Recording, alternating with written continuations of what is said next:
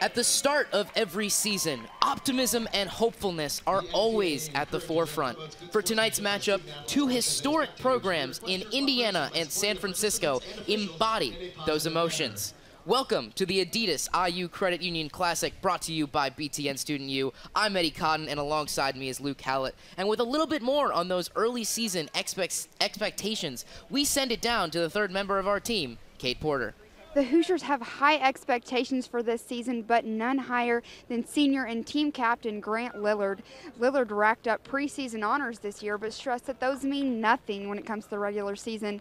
Eddie Cotton spoke with Lillard earlier, and he offered us this statement of goals he has for the team this year. He said, "I want to win a Big Ten regular season, I want to win a Big Ten championship, and I want to win a national championship." And with that, he turned and walked away. We'll get to see Lillard and the IU men's soccer team put those goals into action here tonight against the University of San Francisco at Bill Armstrong Stadium. Back to you. Thank you very much, Kate. Now, Luke, those are certainly some lofty expectations for the season. Are they justified for this team? I believe those expectations are absolutely justified. I mean, Indiana is a program with 8 national championships, 18 college cups. They're one of the most storied programs in the entire National Collegiate League. I mean, this is a team that has a lot of promise. Grant Lillard's an excellent player, and they have a great back line. And Trey Muse so far has yet to allow a goal. This is going to be a team that can definitely contend for a national championship. Now, you mentioned those 8 national championships. San Francisco, an historic program of their own with 4 national championships. What should be the expectations for Eddie Soto's program going into this season? Well, for the Dons, they really want to win their conference championship. They schedule a lot of hard non-conference opponents, Indiana being perhaps example A. Now, if they're able to have a competitive game, they certainly can carry that over to their conference season. Now, as we get this game kicked off, who do you think are the standout players for San Francisco that the folks at home should be looking out for? Now, for San Francisco, Leon Schwarzer and Aaron Lombardi, both named to the preseason All-West Coast Conference team. They're probably the 2 biggest playmakers that the Dons have. They really make the offense go, really the leaders of this club. Now, you say that. Now, turn to the other side of the spectrum, the other team out there, Indiana. Who are the really impact players that we should be watching out for? We mentioned Grant Lillard. I feel like being number 5 in Top Drawer Soccer's rankings really qualifies him as perhaps the best player, trying to make up for Tanner Thompson in his absence. Thompson now playing for the Indy 11. As now Dorsey gets knocked down in a box, and we have an early penalty call. The impact freshman Griffin Dorsey using his bulldozing speed to cut inside the box and get knocked down on that one. Dorsey's already scored 1 goal this season in the 100th minute, as look at this replay, just really gets bodied there by Di Giuseppe. A strong tackle from Di Giuseppe.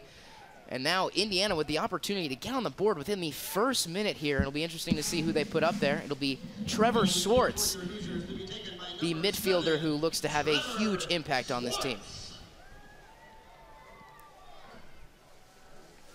And really for the keeper for San Francisco, their job is just going to be pick a side and hopefully pick correct. Swartz is a lethal finisher as he approaches the ball. Gives it a rip and finds the back of the net. Indiana, within a minute, takes a 1-0 lead behind the foot of Trevor Swartz, one of their early season team leaders. You take a look at this PK, just perfectly places it towards the far post. A roller on the ground, and the keeper went the exact opposite way. Early 1-0 lead for the Hoosiers. And Luke, something we were talking about before this matchup is how Trevor Swartz is going to have to play a pivotal role on this team, really taking the place of graduated midfielder Tanner Thompson. How pivotal is it for him to score an early goal early on in this season? Well, it's going to be huge. Not only will it get his confidence really at a level that allow him to lead the team, but it'll also give Indiana a spark, not only in this game, but throughout in games in the future. Lillard with a boatload of preseason honors. How pivotal is it to have a defender like Grant Lillard on your team just for your confidence when you're playing out there? It gives you a fantastic state of peace of mind. I mean, if you make a mistake in perhaps the attacking third and are trying to face a counter, just having him back there is just such a warm security blanket. Now Dorsey sends this cross into the near post, but cannot find the head of Mason Toy as that's played out by Stoiver. But again, Dorsey has really been the huge attack element for the Indiana Hoosiers as this is played in forward for him again. He finds Toy, who finds the back of the net. The freshman connection puts the Hoosiers up 2 here with 26 left to go in the first half.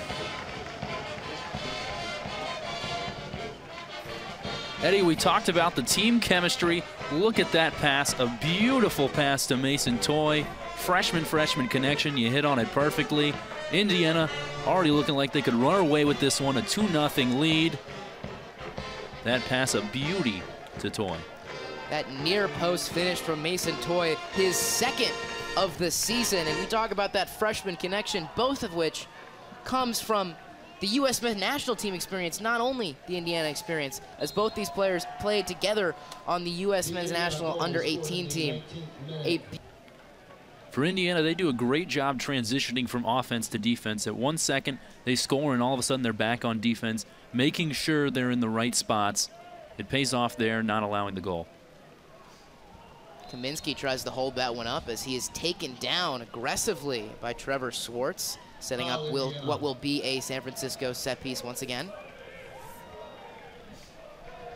Just really got taken out from behind, and definitely a foul, and now a set piece opportunity for the Dons.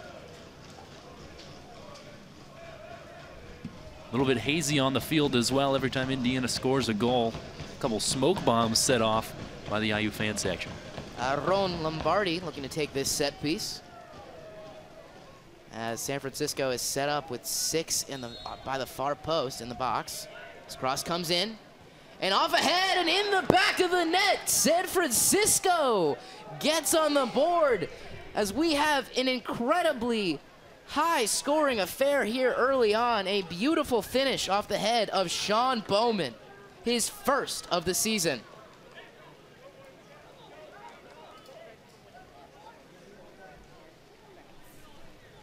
This ball played into the box. Bowman found a head on it towards the near post, and Trey Muse, he was in good position, but there was going to be nothing he could do about that one, and now the Dons have struck back. And now we'll send it down to the third member of our team, Kate Porter. Luke and Eddie have been talking today about San Francisco, how they've been on the rebuild, and on the rebuild they have been since the hire of Coach Eddie Soto. Soto said that when he came into this program, he really inherited a mess, and his goal was to create a new identity and a new culture. A year ago, they played Stanford and beat them, and Stanford would go on to be the national champions. Soto said that was when people really started to see a change in the program, and that win was encouraging for fans, alumni, and MLS coaches. Today, we've seen them play competitively against Indiana, but Soto said he doesn't care so much about non-conference games. What he's really looking for is conference wins, and he's using their non-conference schedule as a tool to get them ready and help them be competitive when it comes to conference play. Guys? Thanks very much, Kate, and you're completely right. The way Soto has approached this program, it's led to what has been such a competitive matchup. I talked a bit about it earlier. They can't be complacent with being up 1 goal. They definitely don't want to get a draw out of this one. They've played well enough to earn the win. 1 more goal would really solidify that. Highsmith now maintaining control. He gets tugged down a little bit, and the ref sees that. It'll be a clear call and a advantageous set-piece opportunity for Indiana. Certainly something that they can attack. This is going to be the best goal-scoring opportunity Indiana has had this half, outside of the very first minute where they had a nice shot on a corner kick, and a yellow card actually going to be issued as well.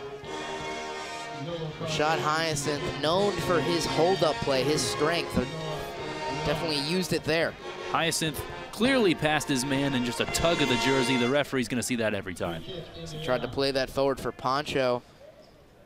Imagine what could have been without that tug. Almost a necessary. That's why you do it. Prevent the goal from being scored in a very hefty tug. And now a conversation between 3 rather talented men, in Corey Thomas, Timmy Mel, and Trevor Swartz. It always intrigues me to think about what they might be talking about. Mel over the ball. He gives it a shot, and it's curled right off of the hand of Stuyver and in the back of the net. Indiana takes a 3-1 lead off of Timmy Mel's clinical finish off the set piece.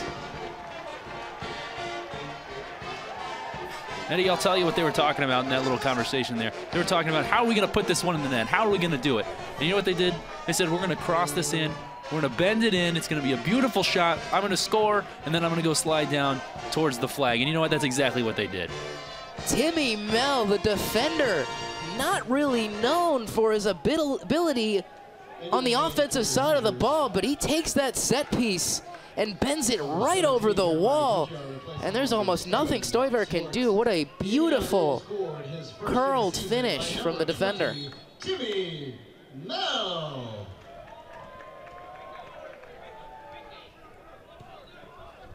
San Francisco, a team that was starting to build momentum. What does that do to them?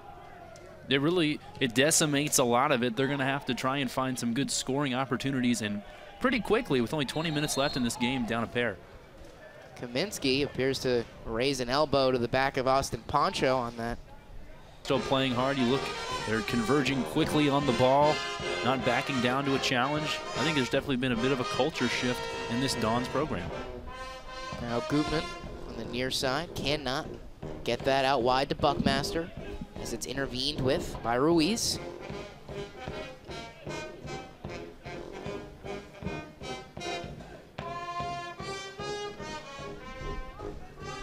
Gutyar now.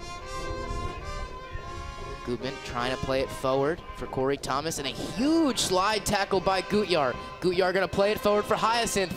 Gets in behind, and he's taken down, and the ref will call for the second penalty shot of the night. That's a bit of a break for Indiana. I thought there was going to be a foul called on the slide tackle, and Indiana wisely didn't see play stop, so they had to keep going, and now they're going to be rewarded with a penalty kick. It's Manny Padilla looking noticeably upset, and Timmy Mell and Padilla having a little bit of an exchange. Hoosiers with a huge chance now. This ball played a little more 1-2, and just a shove in the back. Looked like the defender didn't want to hit him too hard, but fell down. Now it's going to be a penalty kick. Indiana with a chance to blow the hinges right off this one. Gutyar really feathered that in for Hyacinth. Great eyes upfield. And now, with Trevor Swartz on the bench, Frankie Moore will be taking this penalty. Holding midfielder that doesn't really get much mention because he plays more of a defensive role, does a lot of the things that get unspoken about as he approaches the ball. Quick run up and slowly takes that one, finessed behind Stuyver, who dives to his left, and the Hoosiers take a 4-1 lead with 11 minutes to go. I have lived in California for a few years of my life, younger years, and I can confirm, very, very nice. In the Palo Alto area, it's wonderful weather all year round. Can't really beat it. That ball's played forward for Hyacinth. A quick shot and a quick finish from Rashad Hyacinth. What a beautiful shot from the outside of the foot. And the fun dance and flair from one of the most energetic players on this Hoosier team. Hyacinth seemingly out of nowhere. It looked like we were just chatting around here, and Hyacinth said, you know what, I think I'm going to rip one here. Took it off a volley and put a missile in the back of the net. The keeper that was just brought in had no idea what had just hit him. Now Indiana extends their lead. It's 5-1. Played as hard as anyone. He's still going hard, and there's only 20 seconds left in this game, and they're down 4 goals. I mean, that's what you want out of one of your better players. He's impressed me today, and I think big things are going to be in his future.